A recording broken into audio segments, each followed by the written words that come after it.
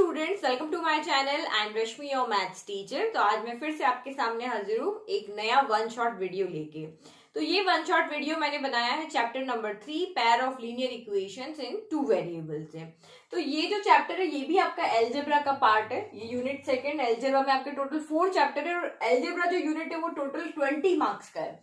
तो 20 मार्क्स में से हमने अभी एक पॉलिनोमियल देख लिया second chapter, now pair of linear equations in two variable. तो ये जो चैप्टर है ये ज्यादा वेटेज लेकर चल रहा है क्योंकि इसमें सिर्फ एक टॉपिक यहाँ पे आपका हटा है, क्रॉस मल्टीप्लीकेशन मेथड।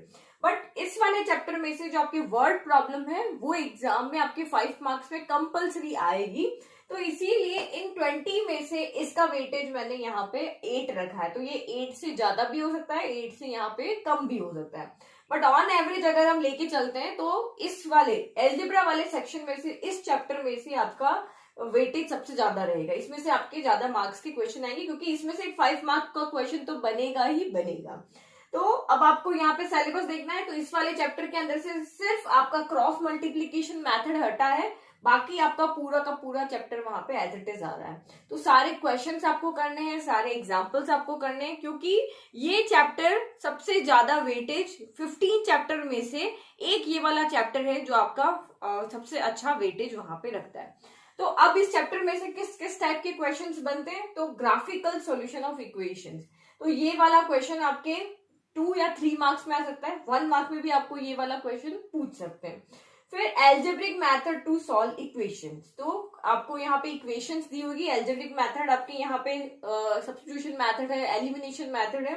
ये मेथड आपका यहाँ से हट गया। तो 2 मेथड है, तो कोई भी इक्वेशन आपको दे सकते हैं और उसको आप कहेंगे कि आप कोई भी एल्जेब्रिक मेथड से सॉल्व करो, चाहे आपको वहां पे मेंशन भी हो सकता है कि इसको सब्स्टिट्यूशन से करो या एलिमिनेशन से सॉल्व करो।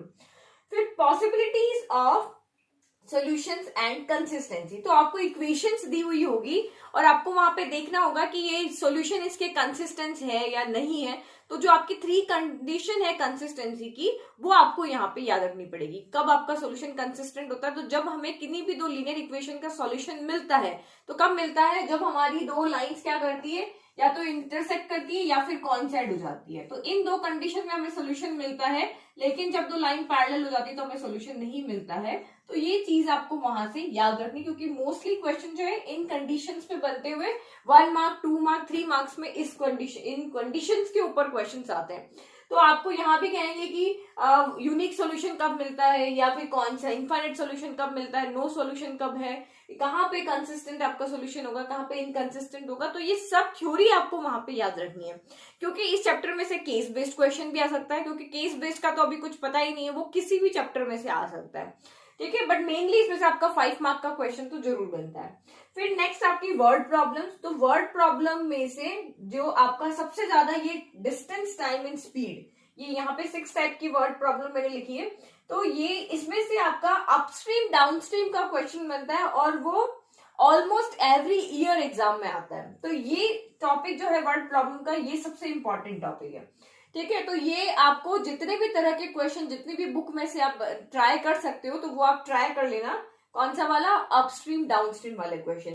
फिर आपके एज रिलेटेड क्वेश्चंस बनते हैं, तो एज ये आपके आएंगे, छोटे क्वेश्चंस होते हैं, ये 3 मार्क्स में इस तरह से बन सकते हैं। फिर नंबर डिजिट, जो कि कोई नंबर बनाया उसका, जैसे आपको क्वेश्चंस करते हैं ना, ये 2 डिजिट वाले 10x + y बनाया, इसको रिवर्स कर दिया, इसको मल्टीप्लाई किया किसी नंबर से तो वो रिवर्स हो जाता है। तो इस तरह के क्वेश्चंस आपके नंबर एंड डिजिट में आएंगे।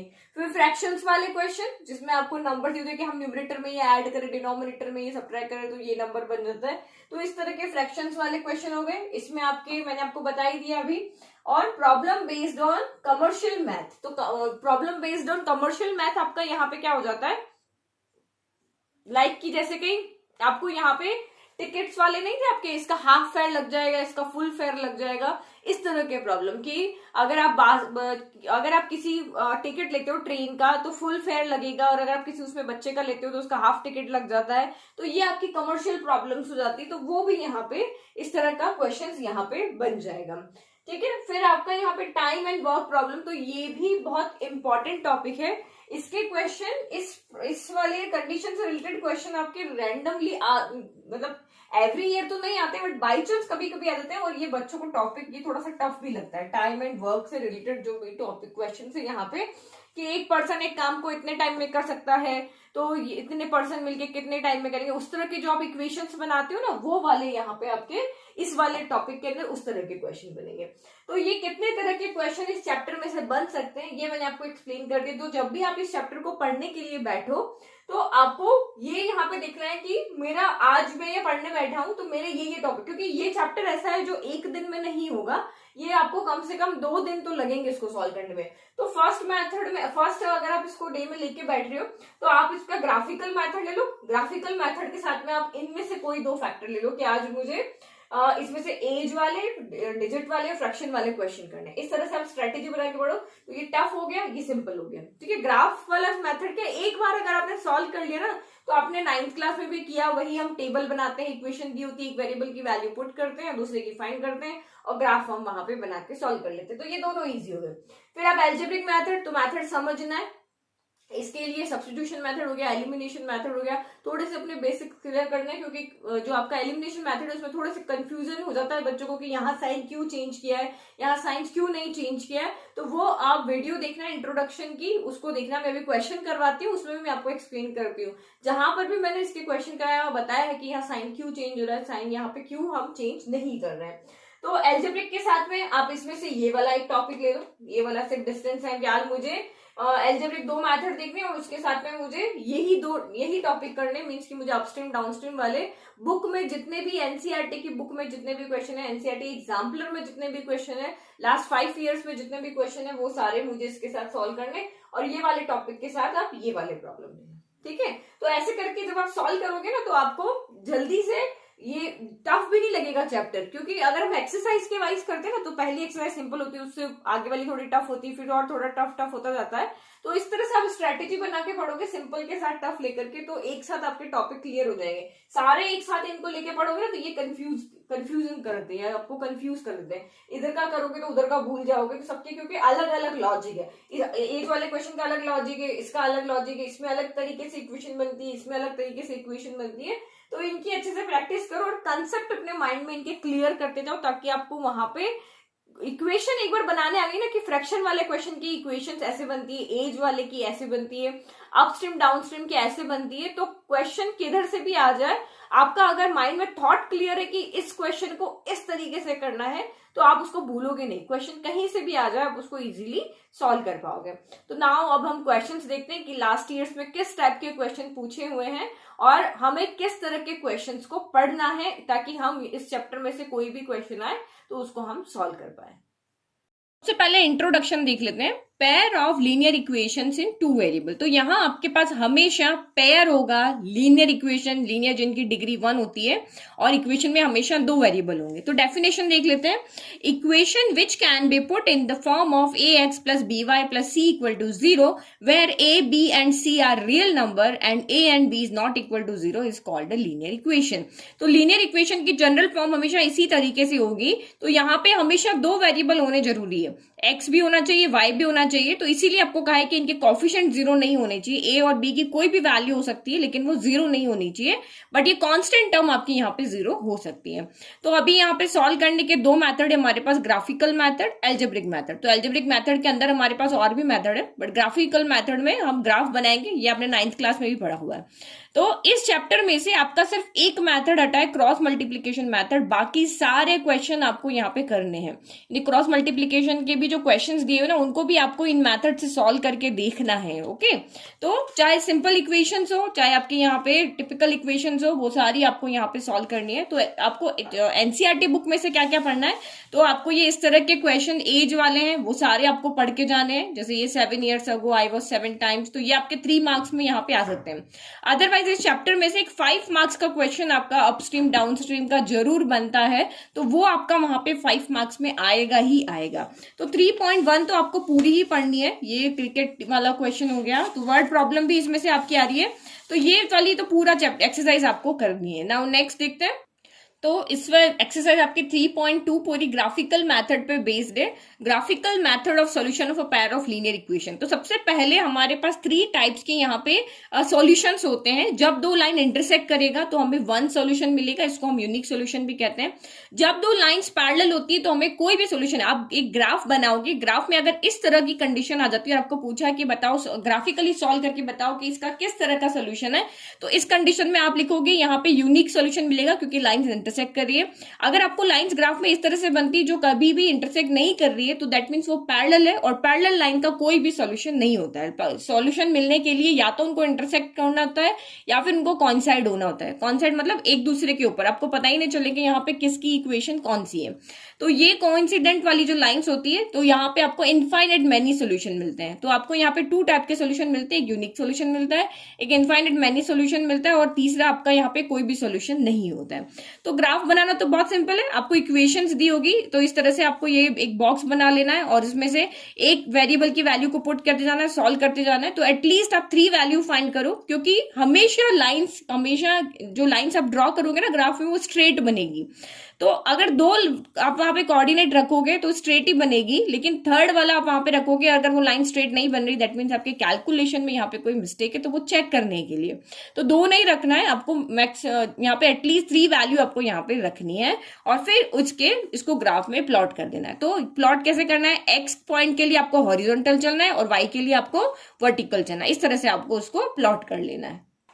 अब आप ये रिलेशन भी याद रख लो, तो ये इंटरसेक्टिंग लाइंस के लिए, तो अगर बिना सॉल्व किए हुए आपको देखना है, बिना ग्राफिकल सॉल्व करना है या सॉल्यूशन या सब्स्टिट्यूशन मेथड नहीं लगाना, कोई भी मेथड नहीं लगाना, बिना सॉल्व किए इन इक्वेशंस के सॉल्यूशन कैसे मिलेंगे अगर आप वो देखना है, तो ये कंडीशंस आपको यहाँ पे याद रखनी है कि अगर a1/a2 a1 b1 b2 यहाँ पे क्या है, तो ये आपकी 2 इक्वेशंस होगी, 2 लीनियर इक्वेशन होगी, a1x plus b1y plus c1 equal to 0 और दूसरी होगी a2x plus b2y plus c2 equal to 0। तो पहली इक्वेशन में एक्स वाई और कांस्टेंट टर्म, एक्स वाई के कोफिशिएंट और कांस्टेंट टर्म ये a1 b1 c1 होंगे, और दूसरी इक्वेशन में एक्स वाई और के कोफिशिएंट और कांस्टेंट टर्म ये आपके यहाँ पे होंगे a2 b2 c2 होंगे। तो अगर इस इक्वेशन और इस इक्वेशन एक्स के कोफिशिएंट का रेशियो अगर वाई के कोफिशिएंट के रेशियो के इक्वल नहीं आता है तो दैट मीन्स यूनिक सोल्यूशन है। तो ये तीनों कंडीशन आपको यहाँ पे याद रखनी है, इसको हम यूनिक सोल्यूशन भी कहते हैं और इसको हम कंसिस्टेंट भी कहते हैं कि आपका सोल्यूशन कंसिस्टेंट, जब हमें कोई सोल्यूशन मिल रहा है दैट मीन्स हमारे यहाँ पे कंसिस्टेंट है। पैरेलल लाइंस की ये कंडीशन होती है कि a1/a2 b1/b2 के रेशियो के इक्वल होता है, बट ये दोनों c1/c2 के रेशियो के इक्वल नहीं होते हैं। तो इस कंडीशन में हमें नो सोल्यूशन मिलता है, और जब भी नो सोल्यूशन होता है इसका मतलब वो लाइंस इनकंसिस्टेंट है। फिर इन कोइंसिडेंट लाइन के लिए तीनों रेशियो इक्वल होते हैं, तो इसके लिए इनफाइनाइट सोल्यूशन मिलता है और सोल्यूशन आपका यहाँ पे क्या होता है, कंसिस्टेंट। दो आपको क्वेश्चन इस तरह से भी पूछ सकते हैं कि बताओ कहाँ पे सोल्यूशन आपको कंसिस्टेंट मिलेगा। तो ये इससे रिलेटेड बहुत सारे क्वेश्चन बनते हैं एग्जाम में, 2-3 मार्क के इससे रिलेटेड बहुत सारे क्वेश्चन आते हैं। आपको इक्वेशंस दी हुई होती है, आपको यहाँ पे दिया होता है कि इन इक्वेशंस के यूनिक सॉल्यूशन है, आप के की वैल्यू फाइंड करो। कहाँ पे भी एक कोफिशिएंट की जगह एक वेरिएबल डाल देंगे, आपको कह देंगे कि इसका इनफाइनाइट सॉल्यूशन है, आप के की वैल्यू फाइंड करो, तब हमें इन कंडीशंस को लगा के और वहां पे सॉल्यूशन को फाइंड करना पड़ता है। तो इस चैप्टर से, इस एक्सरसाइज से रिलेटेड आपको वर्ड प्रॉब्लम तो कोई भी नहीं छोड़ना है, चाहे मैंने अभी आपको जब सबसे पहले बोर्ड पे जब बताया था किस किस टाइप्स की वर्ड प्रॉब्लम यहाँ पे बनती है, तो जितने भी तरह की वर्ड प्रॉब्लम है, चाहे वो सिंपल हो चाहे वो टफ हो, वो आपको सब यहाँ पे क्या करके सॉल्व करके जानी है। तो ये सारे आप देख रहे हो, ये 3.2 एक्सरसाइज में ये पेंसिल्स वाली हो गई इस तरह से। फिर आप यहाँ पे देखो, यहाँ पे देखो, यही भी आपको यहाँ पे फाइंड करके बताना है। कंपेयरिंग, ये आपको इक्वेशंस दी हुई है, आपको रेशियो कंपेयर करके यहाँ पे देखना है कि क्या ये लाइंस इंटरसेक्टिंग है, पैरेलल है या कोइंसिडेंट है। तो ये आपका 1 मार्क 2 मार्क का क्वेश्चन है। तो सेम हम यहाँ पे a1/a2 b1/b2 c1/c2 कैलकुलेट कर लेंगे, और जो अभी हमने रिलेशन देखा था अगर उसमें से देखो यहाँ पे a1/a2 b1/b2 के इक्वल नहीं आ रहा है तो हमें यहाँ पे इंटरसेक्टिंग लाइंस मिलेगी, यानी कि उसका यूनिक सॉल्यूशन मिलेगा। तो ये पूरा जो चैप्टर है ना, ये पूरा ही चैप्टर बहुत इंपॉर्टेंट है, इसमें से आपको कोई भी क्वेश्चन नहीं छोड़ना है और एक्स्ट्रा क्वेश्चंस भी आपको प्रैक्टिस करना है। तो इस तरह के क्वेश्चन आपके 1-2 मार्क्स में आएंगे, तो ये आप जरूर इसको प्रैक्टिस करके जाना, ये वाले क्वेश्चंस को, ठीक है। तो ये आपका बन जाता है यहाँ पे 3 मार्क का question. Which of the following pair of linear equations are consistent और inconsistent? If consistent obtain the solution graphically. तो पहले आपको चेक करना है कि क्या इनका सॉल्यूशन कंसिस्टेंट है या इनकंसिस्टेंट है। तो अभी मैंने आपको एक्सप्लेन किया कंसिस्टेंट कब होता है? जब आपके सॉल्यूशन या तो यूनिक सॉल्यूशन मिल रहा हो या फिर आपको या आपकी दोनों लाइन यहाँ पे कोइंसाइड कर रही हो, यानी इनफाइनाइट सॉल्यूशन मिल रहा हो। तो कंडीशंस आपके माइंड में है तो आप इजीली यहाँ पे चेक कर लोगे। A1 A2 B1 B2 C1 C2 आपने कैलकुलेट कर लिया। अब यहाँ पे देखो तीनों इक्वल आ रहे हैं, तो तीनों इक्वल आ रहे हैं मीन्स वो कोइंसाइड कर रहे हैं। तो कोइंसाइड का मतलब होता है इनफाइनाइट सॉल्यूशंस हमें मिलेंगे, दैट मीन्स क्या सॉल्यूशन कंसिस्टेंट। कंसिस्टेंट है तो अब हमें यहाँ पे सॉल्यूशन मीन्स एक्स और वाई की वैल्यू फाइंड करके बतानी, बट हमें ग्राफिकली मैथड से उसको सॉल्व करना है। तो आपको वही टेबल बना लेना है और उसके बाद उसका ग्राफ बना लेना है और ग्राफ बना के इसका सोल्यूशन वहां पे फाइंड कर लेना है। फिर नेक्स्ट मेथड है आपका यहाँ पे सब्स्टिट्यूशन मेथड। तो सब्स्टिट्यूशन मेथड में क्या होता है, किसी भी एक इक्वेशन से एक वेरिएबल की वैल्यू निकाल के आप दूसरे इक्वेशन में पुट कर देते हो। जैसे यहाँ पे ये फर्स्ट इक्वेशन है, ये सेकंड इक्वेशन है, तो हमने यहाँ पे इस इक्वेशन सेकंड से यहाँ क्या एक्स की वैल्यू निकाल दी, यानी वाई को उधर शिफ्ट कर लिया, माइनस का वाई उधर जाके प्लस का वाई हो गया, तो एक्स इक्वल टू 4 है और इस वैल्यू को हमने यहाँ पे पुट कर दिया, सॉल्व किया, हमारी यहाँ पे वैल्यू हो गई। तो इसके अंदर भी आपके कुछ टफ क्वेश्चन है, तो वो आप यहाँ पे एनसीईआरटी में भी आपके पास कुछ टफ क्वेश्चन है, उनको आप प्रैक्टिस कर लेना। जैसे कि ये हमारे पास ये वाला क्वेश्चन है डेसिमल वाला है, या फिर यहाँ पे अगर आप देखोगे तो ये रूट वाले इक्वेशन है हमारी। तो इस तरह से आप इसको सब्स्टिट्यूशन मेथड से इसको सॉल्व करके देख लेना। ये बेसिक वालों के लिए, जिनका बेसिक पेपर आएगा ना, उसके इस तरह के क्वेश्चन इसमें से आएंगे, और जो आपका स्टैंडर्ड वाले ना उनके लिए थोड़ा सा इसमें से टफ पार्ट आने वाला है। तो ये जो देखो हमारी इक्वेशन है जिसका कैलकुलेशन हमारे पास थोड़ा सा टफ हो रहा है, तो इस तरह के क्वेश्चन की भी आप यहाँ पे प्रैक्टिस कर लेना। फिर आपका ये वाला क्वेश्चन देखो, solve this equation and this equation and hence find the value of m for which y equal to mx plus 3 है। तो ये भी आपका इंपॉर्टेंट क्वेश्चन है, तो इनको आपको सॉल्व करना है। अब यहाँ पे नहीं लिखा है तो आप किसी भी मेथड से सॉल्व कर लो, क्योंकि ये इक्वेशन ये जो एक्सरसाइज थी वो सब्स्टिट्यूशन मेथड की थी, मैंने सब्स्टिट्यूशन मेथड से सॉल्व किया है। आप चाहो तो इसको एलिमिनेशन मेथड से भी इसको सॉल्व कर सकते हो। फिर आप यहाँ से एक्स और वाई की वैल्यू फाइंड कर लेंगे, यहाँ से y 5 आ रहा है और x 2 आ रहा है। उसके बाद आपको क्या करना है, इस इक्वेशन में x और y की वैल्यू पुट कर देना और y की वैल्यू को फाइंड करना है। तो ये भी इस तरह के क्वेश्चन भी आपके एग्जाम में आते हैं। फिर आपकी वर्ड प्रॉब्लम्स, तो वर्ड प्रॉब्लम्स आपको इस चैप्टर में से सारी की सारी देख करके जानी है। ओके, तो ये सारी सिंपल वर्ड प्रॉब्लम्स है, तो ये बुक के अंदर की वर्ड प्रॉब्लम तो आपको छोड़नी ही नहीं है, ये सारी आपको यहाँ पे क्या करनी है, सॉल्व करके जानी है। ओके, ये फिर इंपॉर्टेंट क्वेश्चन है आपका, the taxi charges of a city consist of fix charge इतना और उसका डिस्टेंस कवर्ड का, यानी कि जो डिस्टेंस के अकॉर्डिंग चार्जेस है वो अलग है। तो ये भी आपका क्वेश्चन यहाँ पे क्या है, इंपॉर्टेंट है। फिर ये फ्रैक्शन वाले क्वेश्चन भी बहुत इंपॉर्टेंट है, ये भी आपके यहाँ पे 3 मार्क में यहाँ पे आ सकते हैं। ओके, और 5 मार्क में भी इस तरह के क्वेश्चन आपके आ सकते हैं। फिर ये एज वाले क्वेश्चन हो गए, तो ये सारे कुछ आपको यहाँ पे सॉल्व करके जाना है।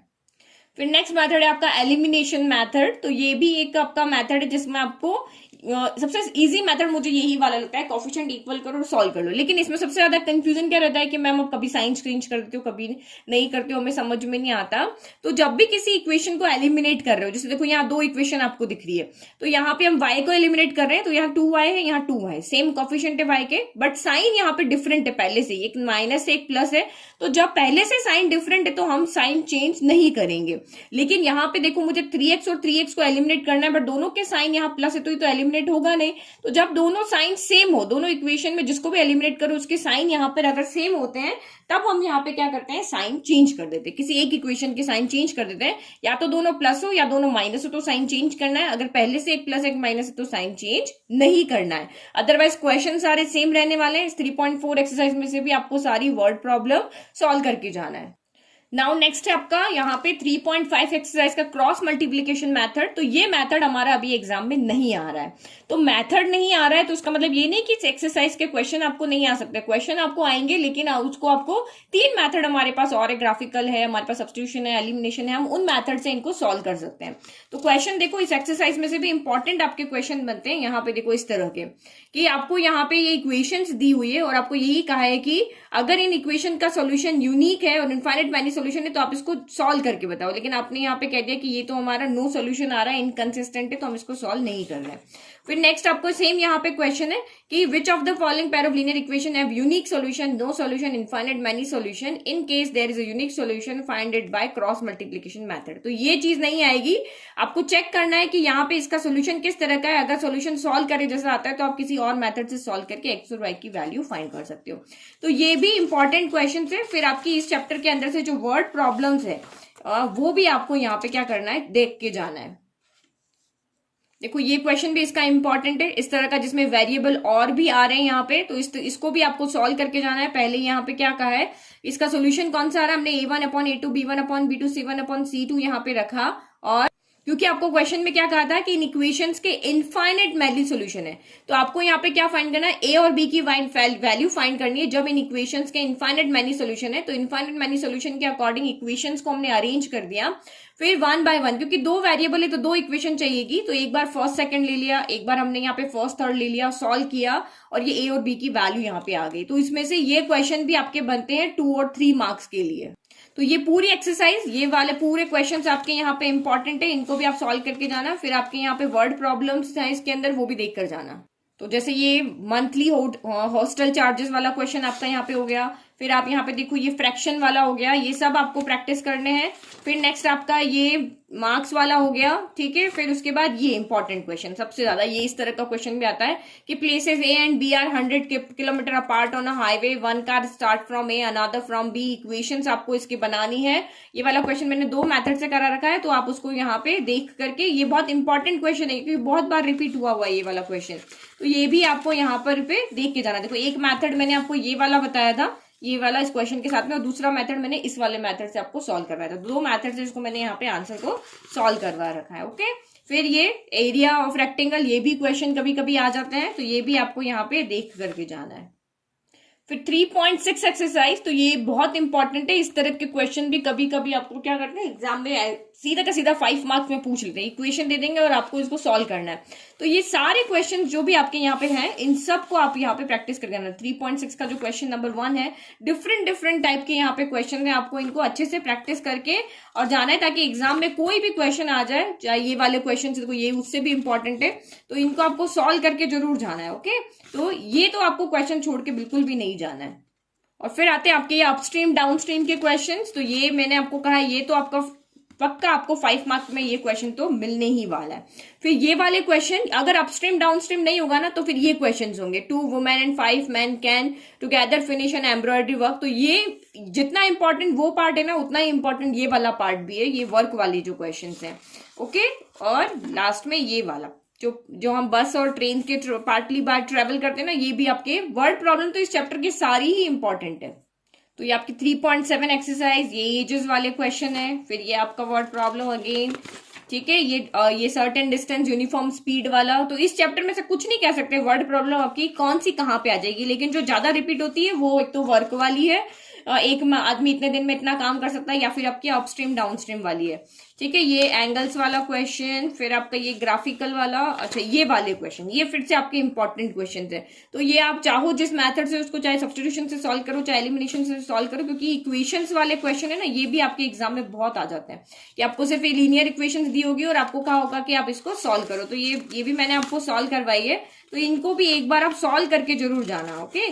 तो ये देखो ये इस तरह के ये क्वेश्चन भी बहुत बार रिपीट हुआ है। फिर एक ये वाला क्वेश्चन है, तो इस तरह का क्वेश्चन क्या बच्चों को थोड़ा कंफ्यूज करता है। इसमें क्या होता है, नंबर डिजिट बहुत बड़ी बड़ी आती है, तो आप वो क्या करते हैं, इसको एलिमिनेशन मेथड से सॉल्व करने बैठ जाते हैं। तो ये क्वेश्चन दूसरों से अलग क्यों है, तो इसमें क्या होता है कि ये फर्स्ट वाली जो इक्वेशन है, इसमें x का कॉफिशिएंट 152 है, तो उस सेकंड इक्वेशन में y का कॉफिशिएंट हो जाएगा, ये देखो 152 यहाँ भी है यहाँ भी है, और फर्स्ट इक्वेशन में जो y का कॉफिशिएंट है वो सेकंड इक्वेशन में x का कॉफिशिएंट हो जाएगा, नंबर दोनों सेम है। तो इन क्वेश्चन को सॉल्व करने का तरीका अलग है, जहां पे क्या होता है कि इधर का कॉफिशिएंट इधर आ जाता है, इधर का कॉफिशिएंट इधर आ जाता है। तो इसमें आपको क्या करना होता है, पहले इन दोनों इक्वेशन को ऐड करो, फिर दोनों इक्वेशन को सब्ट्रैक्ट करो, तो आपको सिंपल इक्वेशन मिलेगी। देखो जब हमने इन दोनों इक्वेशंस को यहाँ पे ऐड किया, सॉल्व किया, तो हमें एक इक्वेशन सिंपल मिल गई। फिर जब हमने इन दोनों इक्वेशन को सब्ट्रैक्ट किया, सॉल्व किया, तो हमें सिंपल इक्वेशन मिल गई। अब आप इनको यहाँ पे क्या करो, एलिमिनेशन मेथड से सॉल्व करके एक्स और वाई की वैल्यू को फाइंड कर लो।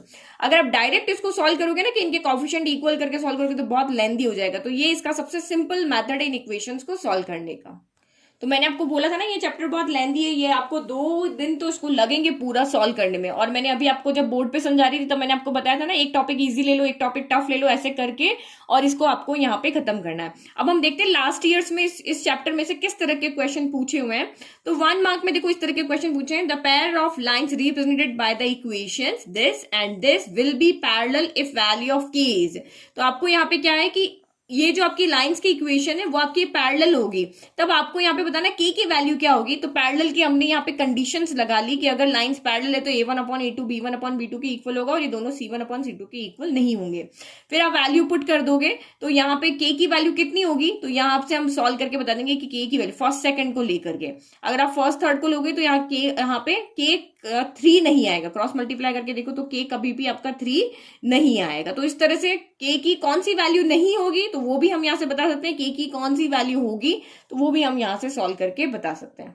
तो के की वैल्यू 3 क्यों नहीं होगी, क्योंकि के की वैल्यू 3 होते ही यहाँ पे क्या हो जाएगा, c1/c2 के इक्वल हो जाएगा। तो आपको जो कौन सी वैल्यू नहीं होगी पूछा है तो इन दोनों को सॉल्व करना है, कौन सी वैल्यू होगी तो इन दोनों को सॉल्व करना है।